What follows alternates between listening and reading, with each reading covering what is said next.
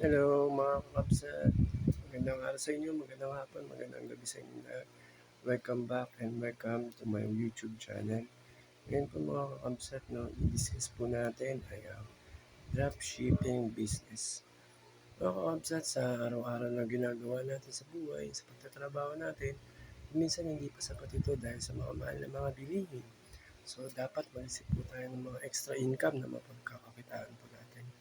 Yan po mga kakabsat, meron pong tayong tinatawag na dropshipping business na kung saan ito ay makakatulong sa inyo sa mga pinansyal at sa mga gastusin nyo sa araw-araw.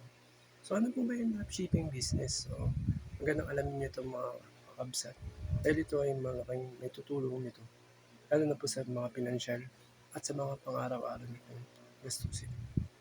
Kung kayo po ay interesado sa dropshipping business, i-message nyo po ako sa aking FB account, Ryan Rivera, na nakikita nyo po sa screen po natin dito.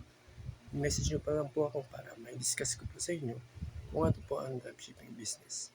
Malay nyo po, ito na po yung matagal nyo nang ipinagdadasal na makakatulong po sa inyo sa pang-araw-araw ng gastusin at mapagkukunan ng extra income na magagamit nyo po sa pamilya nyo at sa mga anak nyo po. So ano po ba mga kakabsat ang dropshipping business? Para mabigyan ko po kayo ng konting idea at mas may papaliwanag po ito ng maigi kung ako po ay i-add nyo po sa inyong FB, sa FB account. So i-add nyo lang po yung FB account ko na Ryan Rivera para mapag-usapan po natin ng mas mabuti ang dropshipping business. Ang dropshipping business mga kakabsat, no, ito po ay isang negosyo. Ito po ay pagbebenta ng mga products through online. So tama po mga kabsat. Ito ay dropshipping business na kung saan tayo ay nagbebenta ng ating mga products sa mga consumers. Ito po ay health and wellness products. So ang gagawin nyo lang po ay ang dropshipping business na ito ay malaki ang may tutulong ito sa ating buhay at sa ating pamilya. Sa mga kakabsat, ang dropshipping business po nito ay bibili po sila sa inyo. Magkakaroon po kayo ng online account sa negosyo po na ito na kung saan ang mga consumers po natin or mga customers po natin ay makakapamili ng mga products sa ating website. Magkakaroon po kayo ng sariling account sa website po na ito. At mangyayari po niyan ay click lang po nila yung link po ninyo sa online store po ninyo. So, pag nakapili na po sila doon mga kakabsat, no, ang mangyayari po dyan ay hindi nyo na po problemahin yung packaging sa mga products po. Ang mismong company na po ang magpe-prepare ng products at mag-deliver po doon sa mga customers po ninyo. So, for example, pag na-share nyo na po yung online store, ang gagawin po dito sa dropshipping business po na ito, dito po si customer nyo, magbabayad po sila, pwede po sila magbayad through GCash or through their credit cards. So once na nakapagbayad na po sila, no, so through GCash or credit card, si company na pong bahalang magpa-packaging po ng products at mag-deliver po sa inyong customers.